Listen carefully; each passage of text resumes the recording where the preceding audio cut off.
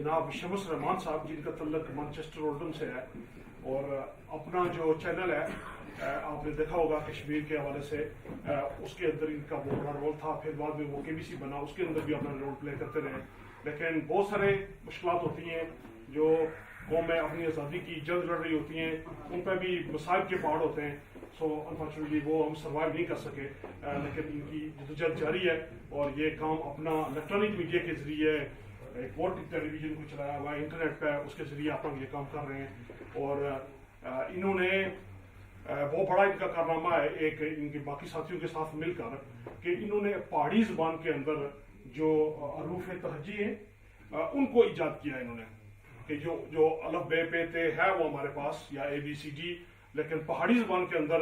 वो नहीं है, ठीक है, वो नहीं था। तो इनका ये कारनामा अपनी ज़बान के अंदर, तो मैं इनको पेश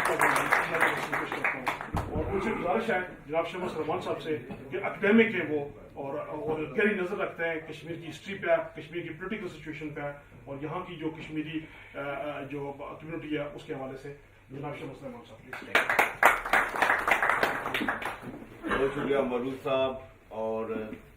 सारे दोस्त जिन्हें प्रोग्राम ऑर्गेनाइज किया जनाब शौकत साहब ने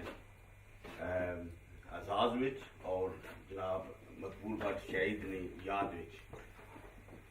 मैं कोई बहुत ज़्यादा लंबी बात नहीं करूँगा क्योंकि आप सब की तरह मेरी भी यही बुनियादी ख्वाहिश है कि हम शौकत साहब को सुने और जो बातें आप लोगों ने की हैं शौकत साहब ज़ाहिर है उस पर बात करेंगे और तहरीक के हवाले से भी कि वहाँ क्या सूरत हाल है, मकबूल भट्ट को वो इस रास्ते पर क्यों चलना पड़ा और उसके बाद क्या हुआ और अब क्या सूरत हाल है और आइंदा क्या नज़र आ रहा है वहाँ से आज़ाद कश्मीर के अंदर से या पाकिस्तानी मकबूजा कश्मीर के अंदर से, और यहाँ आके वो जहाँ जहाँ जाते हैं जो कुछ कहा जाता है उसके हवाले से और जहाँ जो सूरत हाल है वो खुद बात करेंगे। मैं सिर्फ दो बातें आपके सामने रखूंगा। एक तो विजन के हवाले से कि आज़ादी का जो विजन है वो उसको सम अप जो किया, खुलासा जो बयान किया था वो शहीद कश्मीर मोहम्मद मकबूल भट्ट ने किया था। अपने एक मुख्तलिफ जगहों पर उन्होंने ये बात की,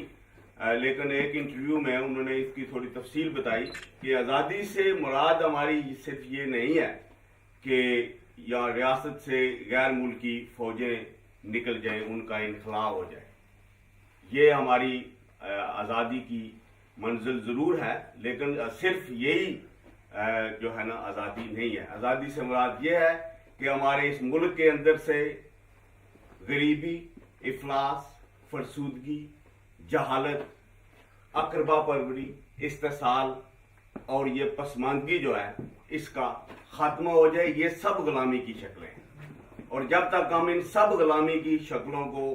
ख़त्म नहीं करेंगे उस वक्त तक हमें आज़ादी, हमारी आज़ादी की मंजिल जो है वो हमें नहीं मिल सकती है। तो आज़ादी की जो जद्दोजहद है वो कोई अलग चीज़ नहीं है, ये हमारी रोज़मर्रा ज़िंदगी के बहुत से मसाइल से जुड़ी हुई है और जिस तरह वहाँ के लोग जो हैं उनकी ज़ाहिर जद्दोजहद की शक्ल मुख्तलिफ होगी क्योंकि उनके हालात मुख्तलिफ हैं, लेकिन यहाँ के जो लोग हैं हमारी जो जद्दोजहद की शक्ल है वो मुख्तलिफ होनी चाहिए क्योंकि हमारे यहाँ के हालात मुख्तलिफ हैं और हमारे पास डिफरेंट किस्म के जो चैनल्स हैं, हमारे पास डिफरेंट स्किल्स चाहिए। और मैं समझता हूँ कि अब वो स्टेज है कि हमारे जो वहाँ से आए हुए थे बुजुर्ग जिन्होंने यहाँ आके अपने मुश्किल हालात में यहाँ सरवाइव किया, ना सिर्फ सरवाइव किया बल्कि हमारी नस्ल के लिए वो उन्होंने जो काम किया, जिस तरीके से जितने लंबे घंटों के लिए काम किया, जिस तरह यहाँ नस्ल प्रस्ती को सहा, जिस तरह वहाँ से दूरी को सहा, बहुत से मसाइब जो है बर्दाश्त किए और हमारे लिए वो राहें खोली कि आज हमारे जो दोस्त हैं, बहनें हैं, भाई हैं, वो इस माशरे के मुख्तलिफ खित्तों में, मुख्तलिफ अदारों में, मुख्तलिफ यहाँ के जो सर्विसेज है उसमें वो अपने ज़ाहिर है उनके पास वो नॉलेज मौजूद है, वो स्किल मौजूद है, वो क्वालिफिकेशन मौजूद है जो यहाँ की सोसाइटी में आगे बढ़ने के लिए दरकार होते हैं। तो वो आगे कुछ چلے گئے ہیں, کچھ جا رہے ہیں, اور آئندہ جو ہماری نسلیں ہیں ان میں بھی اس سے بہتر لوگ بھی آ رہے ہیں. ظاہر ہے مسائل بھی موجود ہیں, لیکن بہت سے لوگ ہمارے جو ہے نا وہ اچیومنٹ بھی کر رہے ہیں. اور آئی تھنک یہ اب ان پہ ذمہ داری عائد ہوتی ہے کہ وہ اس معاشرے کے مطابق, میں معروف صاحب اور باقی جو کونسلر جہاں موجود ہیں خاص طور سے ان سے کہتا ہوں, یہ معروف صاحب ہیں, کہ جو پالیٹیشینز ہمارے فار ایگزامپل یہاں سے ڈیولپ ہوئے ہیں, یہاں پیدا ہوئے ہیں, یہاں گرو ہوئے ہیں, ان کو پتا ہے کہ یہاں کی پولیٹیکل لینگویج کیا ہے, کس سے ساتھ کس طرح بات کرنی ہے. تو ان کو اس معاشرے میں ظاہر ہے کوئی روکتا نہیں ہے آپ کو. اگر آپ پیسفلی کوئی بھی میسج دینا چاہیں, کوئی بھی کمپین کرنا چاہیں, کسی بھی جو ہے نا آفس جو ہے گورنمنٹ کا, اس کے ساتھ آپ لیز کرنا چاہیں تو آپ کر سکتے ہیں. اور یہ جو لیڈرشپ کا رول ہے برطانیہ میں, میرے خیال میں جب تک یہاں کے جو لوگ ہیں وہ نہیں لیں گے, یہ جو مسئلہ ہے ہمارا, یہ برطانوی پولیٹیشنز تک کنفیوز شکل میں پہنچتا رہے گا. اور وہ اس کو انڈرسٹینڈ کرتے ہیں کہ یار یہ جو لوگ پیش کر رہے ہیں یہ خود ہی کنفیوز ہیں, تو ہم کس کی سائڈ لیں, جس کی سائڈ لیں گے دوسرا ناراض ہو جائے گا. تو وہ پھر ایسی انہوں نے اب لینگویج ڈیولپ کر لی ہے کہ وہ بات کرتے ہیں جو کسی کی سمجھ میں بھی نہیں آتی, لیکن کوئی ناراض بھی نہیں ہوتا. تو یہ جو ہے نا, یہ جو ایک چیلنج ہے, یہ ہماری یہاں کی جنریشن کے لیے ہے کہ وہ اس کو کس طرح کلیئرلی کمیونیکیٹ کرتے ہیں, اور کس طرح اس جو ہے نا یہاں کی جو پاپولیشن بھی ہے. اور یہ بھی ایک میرے خیال میں ایک بنا لیا ہے ہم نے کہ یہ جی صرف کشمیریوں اور پاکستانیوں کا مسئلہ ہے, جبکہ بنیادی طور پر یہ انصاف کا مسئلہ ہے,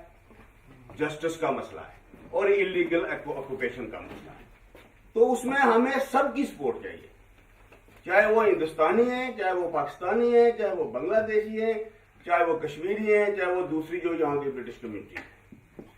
تو ایز اے برٹش سٹیزن ہمیں اس کو جسٹس کی بنیاد پر آگے لے کے جانا ہوگا. اور I think then we can defend کہ ہم کیوں یہ کر رہے ہیں. اور مقبول بٹ کے حوالے سے بھی اگر آپ دیکھیں تو عام طور پہ یہ تاثر ملتا ہے کہ وہ کوئی ینگ یو تھے, بڑے بندوق باز تھے, اور بندوق لے کر گئے تھے تو ان پہ حملہ کیا اور پھر انہوں نے ان کو مار دیا. ان کا یہ ویژن نہیں تھا, وہ ایک پولیٹیکل ورکر تھے, اور ان کی جو فلسفی ہے, ان کی جو آئیڈیالوجی ہے, وہ جو ان کے خطوط ہمارے ایک دوست نے بڑی محنت سے اکٹھے کر کے شائع کیے ہیں, جو وہ جیلوں سے لکھتے رہے, تو اس میں ان کی آپ کو پوری سوچ نظر آئے گی کہ وہ ان کی سیاسی جو ہے نا اپروچ کیا تھی, ان کا سیاسی نظریہ کیا تھا. کہ وہ تو یہ جو تمام مسائل جن کے میں نے بات کی ہے, وہ اس حوالے سے ایک اویئرنیس کریٹ کرنا چاہتے تھے, لوگوں کو ایک سیاسی شعور دینا چاہتے تھے کہ یہ جو اس وقت انڈیا اور پاکستان نے یہاں جو سیٹ اپ بنایا ہوا ہے کشمیر میں, یہ دن بدن ہماری جو آزادی کی جو ہے ہمارا حق ہے, یہ اس کو غصب کر رہے ہیں. اور ہمیں اس پوری ریاستی عوام کو تیار کرنا ہوگا کہ ہمیں آزادی لینی ہے. تو ایک رستے میں ان کو جب کلیش ہوا تو مجبوراً وہاں جو کلیش ہوا اس میں گولیاں بھی چلی, اور ان کا بھی ایک ساتھی مارا گیا, اور انٹیلیجنس کا بندہ ہی مارا گیا. تو یہ کوئی جو ہے نا ان کا ملیٹنسی جو ہے یہ ان کی پرائم چیز نہیں تھی, وہ تھا الٹیمیٹ کہ جب آپ پرامن سیاسی جدوجہد کرتے ہیں اور اگر قابض ٹوٹتے ہیں, آپ کو پرامن طریقے سے جدوجہد نہیں کرنے دیتی, تو پھر ظاہر ہے آپ کو کچھ نہ کچھ کرنا ہوگا. لیکن ملیٹنسی ان کا کوئی پرائمری سمبل جو نہیں تھا. تو اس حوالے سے یہ ہے کہ ہمیں ظاہر ہے ہمارے پاس جو کیس ہے وہ جسٹس کی بنیاد پر ہے, تو آف کورس ہمیں پیسفلی ہی جدوجہد کرنی ہے, لیکن ہم جو ہے نا ہمارا جو رائٹ ہے اس کو ہمیں صحیح طریقے سے آرٹیکولیٹ کرنا ہوگا. اور برطانیہ میں آئی تھنک ہمارا یہی رول بنتا ہے. اندر کی کیا صورتحال ہے یہ شوق کرتے ہیں. Thank you.